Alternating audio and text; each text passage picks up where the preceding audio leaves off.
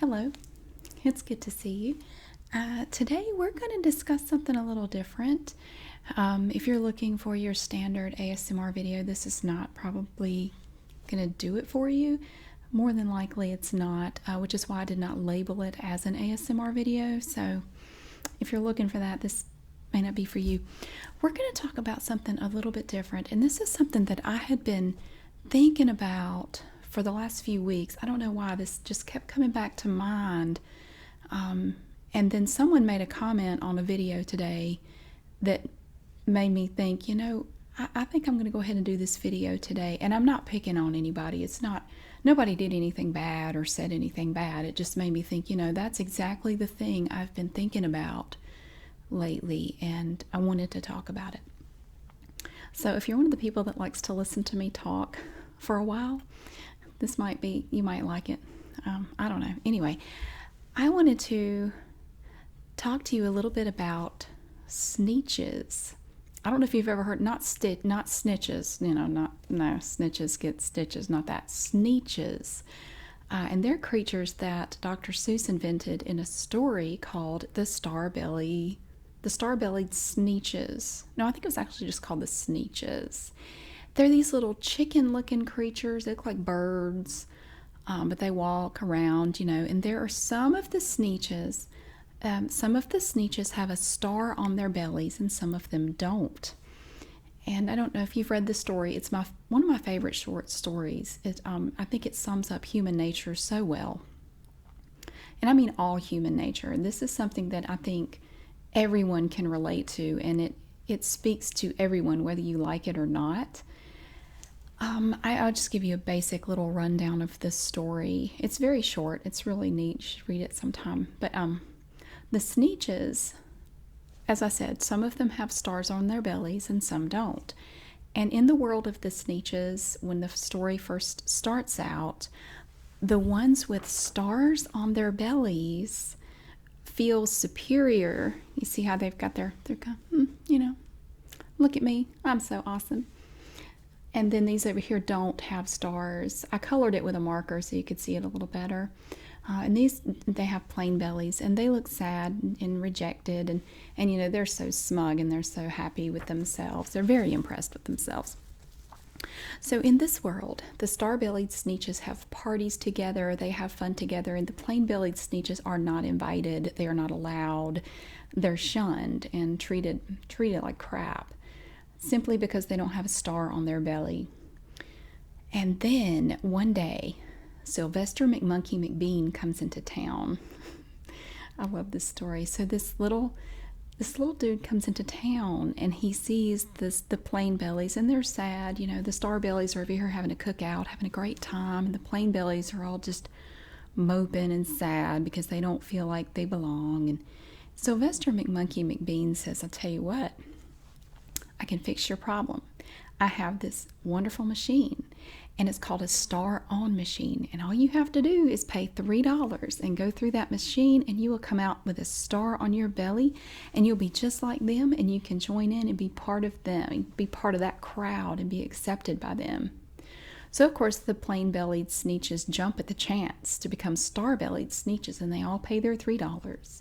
And they go through the star-on machine, and they come out with a little chute at the end, and they look down, and they can't believe it. They have stars on their bellies for the first time, and they're so excited. So then they run over to where the star-bellies are having their little cookout on the beach and say, look, we have stars on our bellies. We can join your party now. And I think you can imagine what the Star-Bellies had to say about that.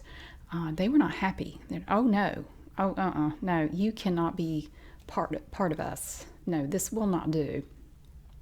So Sylvester McMonkey McBean then talks to the original Star-Bellies and says something like, I haven't read it in a while, so I don't remember exactly, but he said, stars on the bellies are out of style anyway. Nobody's doing that anymore. If you just pay me $6, you can go through my star-off machine, and it will remove your star, and then you can be a plain-bellied Sneetch, and that's really what's popular anyway.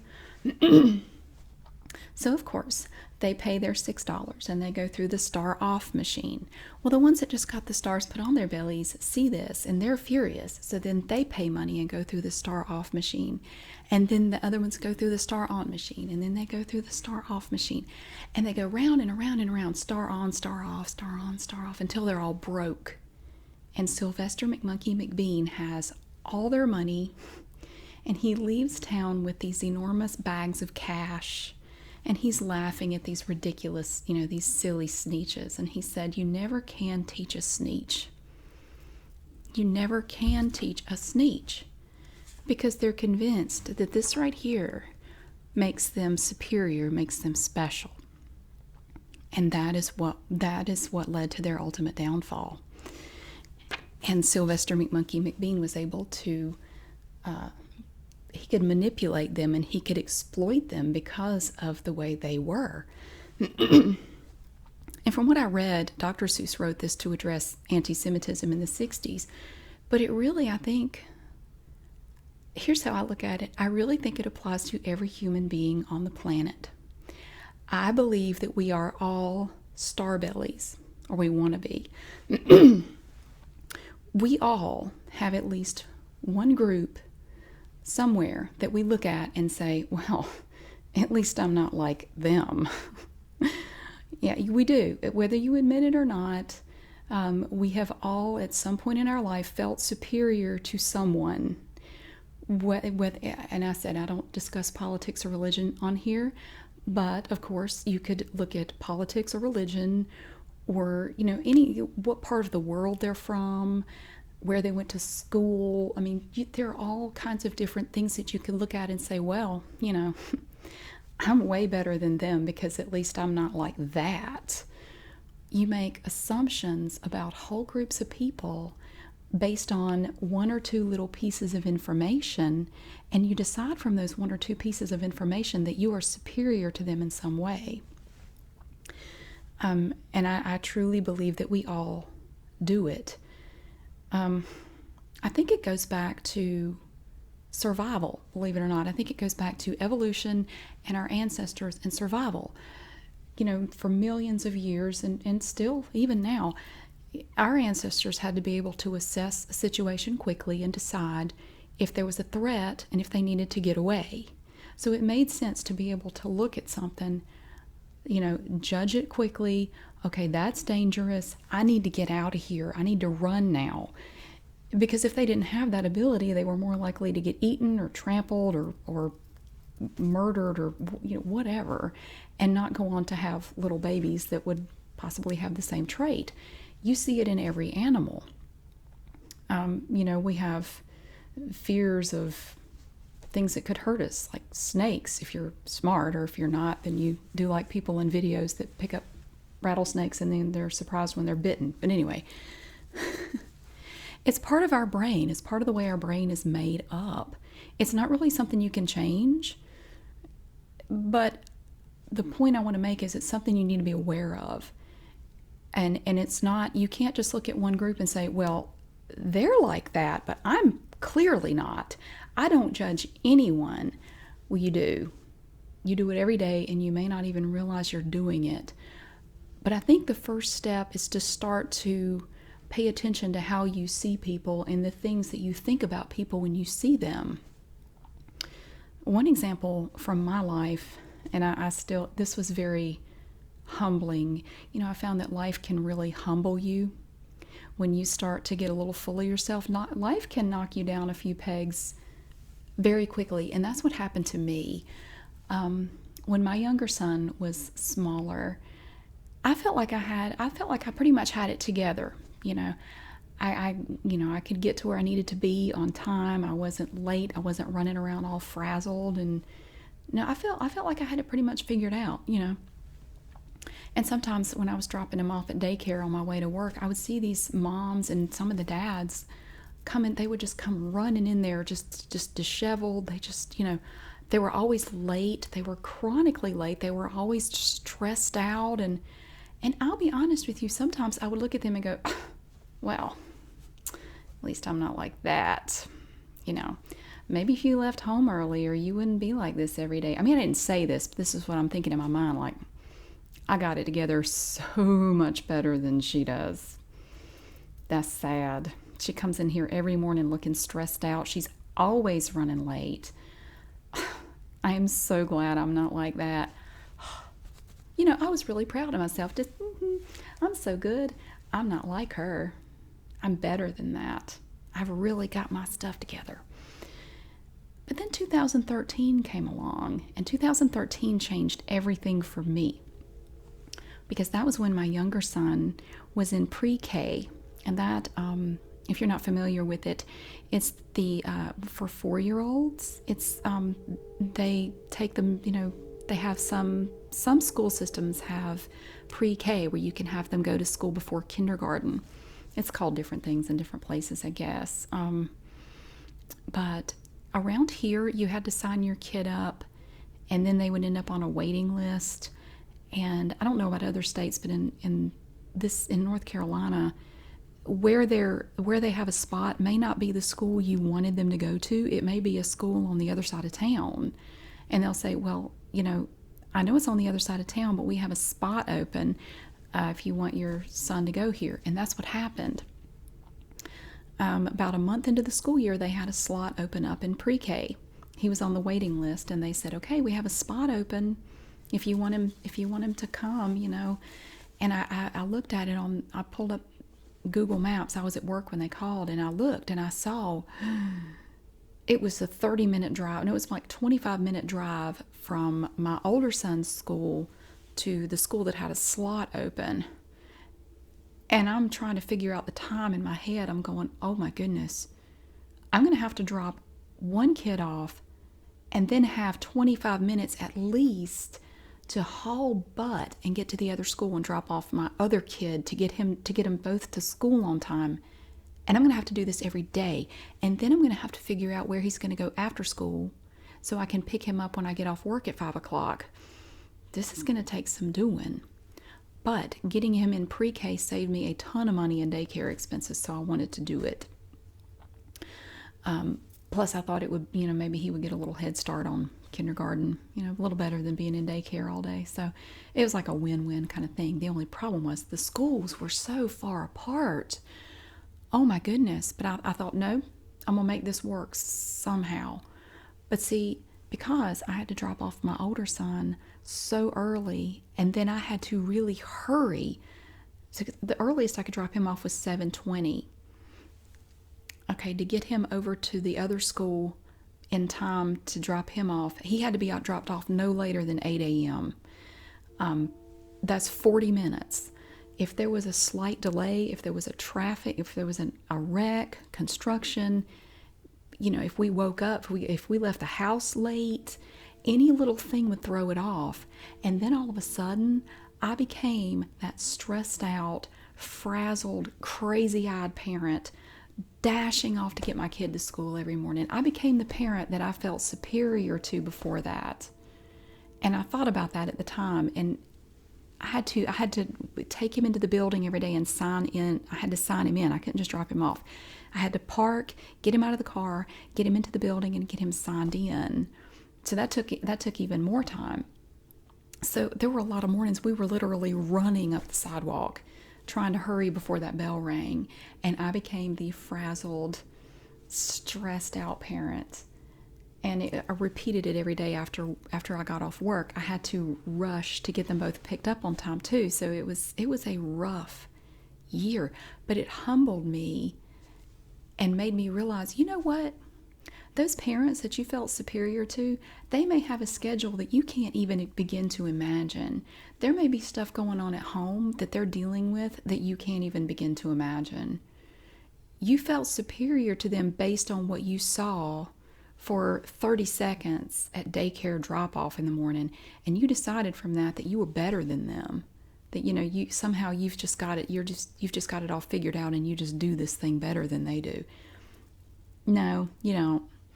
And it was very humbling to go through that school year, and we did that for an entire school year. It was really rough, but we did it, and I am proud to say that he was never tardy even once. I got him there on time. Usually it was like right when the bell rang, but I got him there on time every single day the entire school year. I was very proud of that. But it was hard. It was really difficult. So I don't say that we're all star-bellies trying to pick on people. I'm saying that it's very easy to look at someone and make quick decisions about them based on what you think you see. And the comment that made me think about it today was someone said, I can't remember. I meant to pull it. I had meant to bring my phone over here so I could read it, but I forgot. It was something like, I'm really surprised because I had on the shirt that I wore in the video yesterday. And I really love the shirt because it has a great message to it, and I like the way it's worded. It says, "Be careful who you hate. It may be someone you love." And, it was, this is Pride Month, and I wore that. And I think that's a wonderful message, and I think that's the way people should look at it. Not just for LGBTQ, but for everybody. If you decide that you hate a certain group or you're better than a certain group, life has a funny way of slapping you around with that. Like, surprise! Your child is part of that group. How do you feel about it now? Life has a funny way of turning it back on you. I don't know if it's karma or how you want to look at it, but I think it's interesting when that happens. But so this person said, "I was surprised to see you wearing that shirt. I had always heard that Southerners were very homophobic and, you're just very narrow-minded people. So I was very surprised to see that." And then they said, I guess I shouldn't rush to judgment about people. And but that happens. That happens, and we all do it to some degree, whether we say it out loud or not. When I lived in Illinois for a year, when I was in my 20s, I dealt with that a lot up there. People would hear me talk. They would hear me for 2 seconds and make decisions about me based on what I sounded like. And it could be that all I said was, "Hey, it's nice to meet you." And in their mind, they have already decided some things about me. I think the main thing that people seem to think of me was, well, she's not very bright. We're going to have to speak slowly to her. She won't understand what we're saying. Clearly, she's from the South, so, okay, well, she's a bigot. We know that. She's probably not used to indoor plumbing or electricity, so we may need to explain those things to her. A supermarket may be a shock. I imagine it's major culture shock to have, running water and stuff. There were people who literally thought that. I am not kidding. There were people who literally were surprised that I was not fascinated by their Jewel Osco grocery store. I said, it's like a mid-level Harris Teeter back home. This is not, what kind of response are you looking for here? It's cool, but don't you think this is great? Have you ever seen anything like this? I bet this is a shock. What the hell are you talking about? It was hard. It was really hard. And a couple of times I had to deal with awkward conversations. And I guess I made them more awkward because I kind of underlined it and sort of forced them to explain themselves. But where someone would say, "Well, you know how Southerners are." And I couldn't resist. Even though I was part of a religious group, and I was rebuked for this later because they said it was inappropriate. But they said, "Well, you know how Southerners are." And I couldn't resist taking the bait. I said, "Really? No. Tell me how they are. How are Southerners? I would love to hear. I wouldn't know."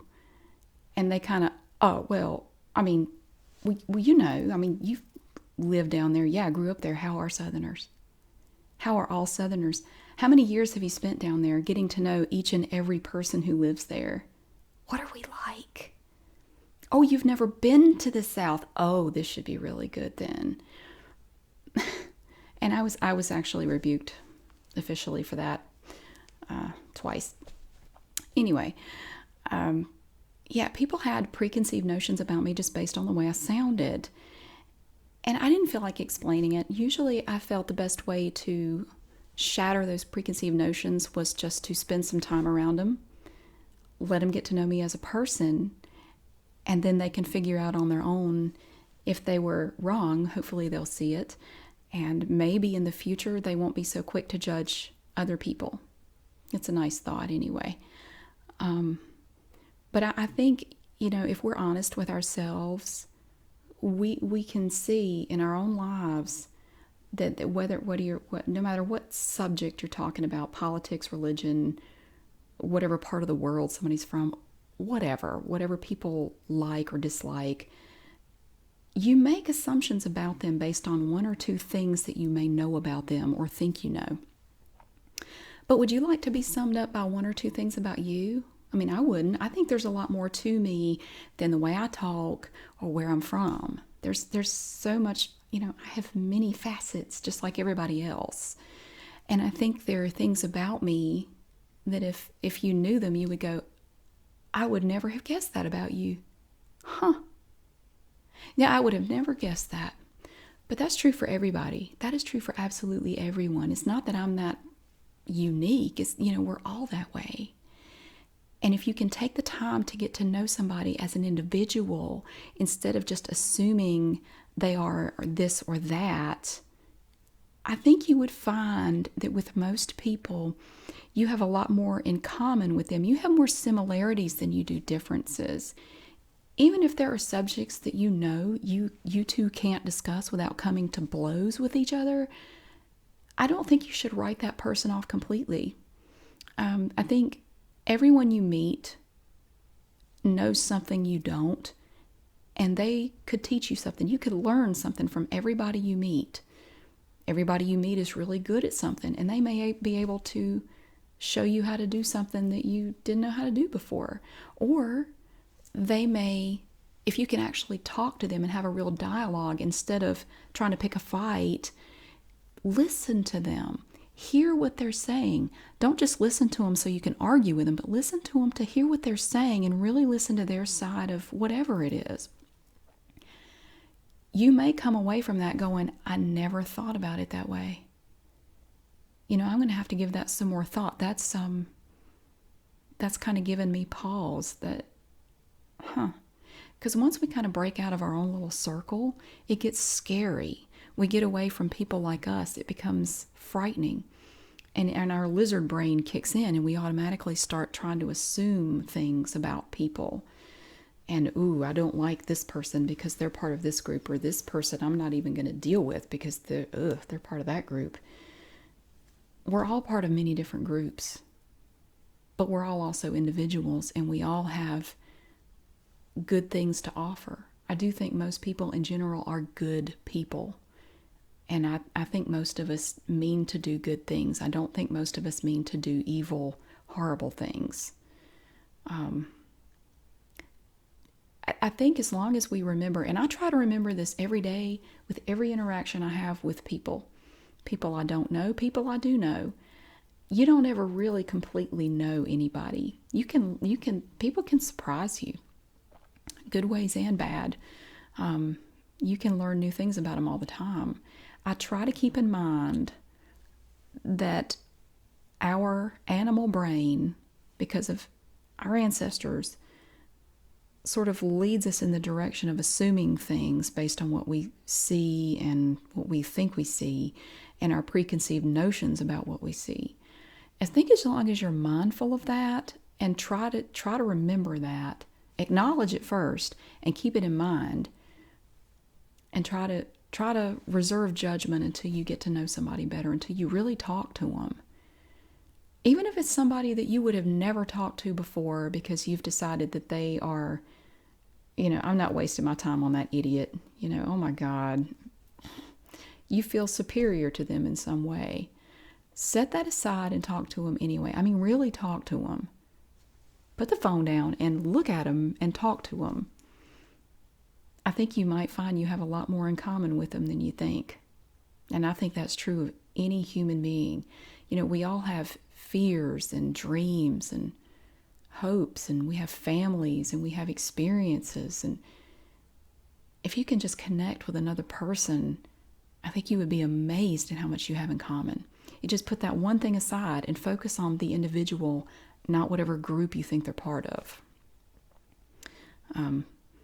I had more than one person during my year in Illinois admit to me, these were coworkers, admit to me, I had you pegged all wrong when you started working here. I really did. I thought you were this country bumpkin and you were going to be a drain on this department.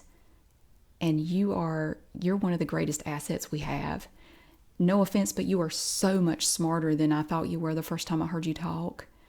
And you are a really neat person. And I am so sorry that I thought you were not very smart, just based on the way you talk.